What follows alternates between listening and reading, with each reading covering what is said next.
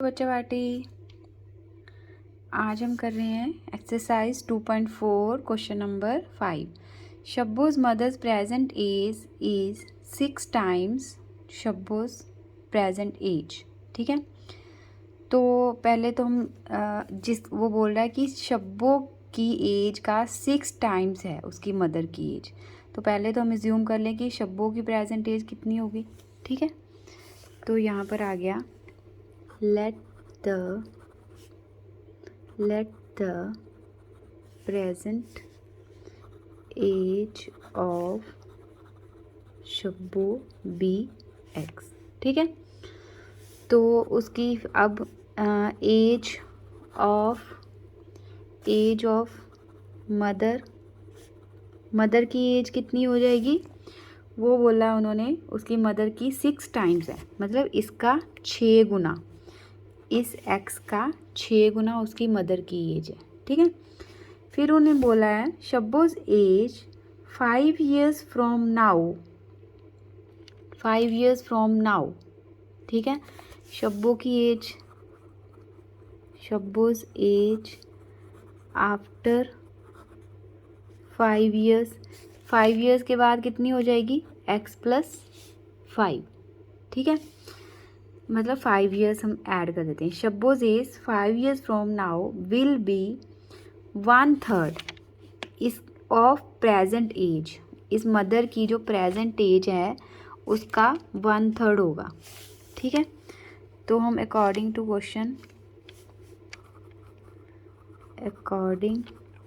To the question कि शब्बों की जो 5 years की एज है ना, आफ्टर 5 years, वो किसके इक्वल हो जाएगी, उसकी मदर की जो प्रेजेंट एज है ना, ठीक है, उसका 1/3 ये हो जाएगा। ये क्वेश्चन में दिया हुआ है। ठीक है, अब इसको सॉल्व कर लो। x+5 ये कट गया, 2x आ गया। ठीक, ये x उधर चला गया और 5 इधर रह गया, तो x कितना आ गया हमारा 5। ठीक है, तो हम प्रेजेंट एज निकाल सकते हैं। प्रेजेंट एज ऑफ शब्बो वो कितनी होगी, प्रेजेंट एज 5 years, क्योंकि x था ना, तो उसकी मदर की प्रेजेंट एज ऑफ शब्बोज मदर वो कितनी थी, 6 गुना थी ना, मतलब 6 × 5 = 30 years। ठीक है, अब ऐसे ही सेम क्वेश्चन है हमारा 9th क्वेश्चन में दिया हुआ है कि अ grandfather is 10 times older than his grand daughter. ठीक है, कि उसकी ग्रैंड डॉटर जो है, पहले हम वो एज्यूम कर लेते हैं। ठीक है, let the age of granddaughter be, ये होगी x। ठीक है, ये एज्यूम कर लिया ग्रैंड डॉटर की एज। ठीक है, तो फिर ग्रैंडफादर की कितनी हो गई, देन एज ऑफ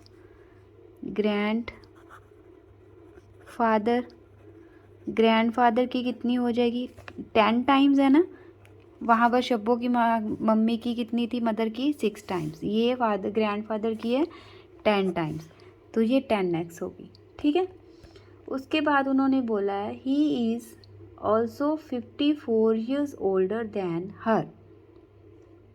ठीक है, तो वो अकॉर्डिंग टू क्वेश्चन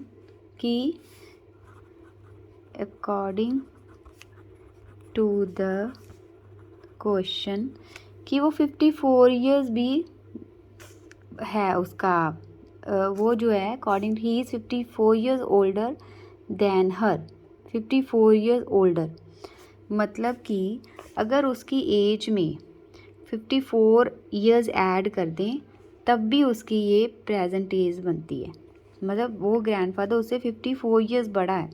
ठीक है, जैसे ग्रैंडफादर की एज कितनी है 10x, वो एज अगर कैसे आई, अगर हम इसकी एज में, ग्रैंड डॉटर की एज में 54 ऐड कर दें, तो बड़ा है ना 54, अगर इसकी तो थोड़ी एज होगी, तो ये तो बड़ा है। अगर उसकी ग्रैंड डॉटर की एज में 54 ईयर्स भी ऐड कर दें, ठीक है, तो उसकी एज के इक्वल आएगी, उनका ये कहना है, ठीक है। अब x इधर ले आए तो ये हो गया 9x, तो x आ गया हमारा 6, ठीक है। तो हमारे एज कितनी आ गई, एज ऑफ ग्रैंड डॉटर की कितनी आ गई 6 ईयर्स। एज ऑफ ग्रैंडफादर की कितनी थी 10 टाइम्स थी ना, तो ग्रैंडफादर की 10x होगी, मतलब 60 ईयर्स। ये होगी उसके ग्रैंडफादर की एज, ठीक है। अब एक और सम है, वो भी ऐसा ही है। Aman's age is 3 times his son's age, ठीक है। तो जिसका हमें टाइम मतलब इसकी 3 टाइम्स है 6 टाइम्स है, किसकी एज का जो दिया है उसको हमने एज्यूम कर लेना है वो x है, ठीक है। तो सबसे पहले वो कह रहा है 3 टाइम्स उसके सन की एज का है, ठीक है। तो लेट द एज ऑफ अमन्स सन, उसके बेटे की है x, ठीक है। देन एज ऑफ अमन की एज कितनी हो जाएगी, age of Aman will be, उसकी है 3 टाइम्स, इसका 3 गुना, ठीक है। उसके बाद वो कहता है 10 years ago कि 10 साल पहले ये कितनी हो जाएगी 10 years ago, 10 साल पहले ये x माइनस 10 होएगी ना। 10 years ago अमन के सन की कितनी एज होएगी, एज विल बी, 10 साल पहले माइनस 10 हो जाएगी ना, तो 10 साल पहले अमन की कितनी हो जाएगी, Aman's age will be 3x minus 10, ठीक है। ये 10 साल पहले की है, ठीक है। अब अकॉर्डिंग टू द क्वेश्चन वो कह रहा है 10 years ago he was 5 times his son's age। 10 years ago कि ये 10 साल पहले कितना था वो, 10 साल पहले ये वाली एज वो कितना था 10 साल पहले, उसके बेटे की एज का 5 टाइम्स ऑफ उसके बेटे की एज, ठीक है। समझ लगी, जो बेटे की एज है ना उसका 5 टाइम्स था 10 साल पहले। तो अब इसको सॉल्व कर लो, ठीक है। ये आ गया, अब 3x इधर आ गया और ये 50 उधर जाके प्लस का हो गया क्योंकि वो माइनस का था ना, तो ये 2x आ गया और ये 40, क्योंकि ये प्लस माइनस बड़ा साइन कौन सा आएगा प्लस का, तो x कितना आ गया 20, ठीक है। तो अमन के सन की एज वो कितनी है x, मतलब 20 ईयर्स, ठीक है। और अमन की कितनी एज आ गई,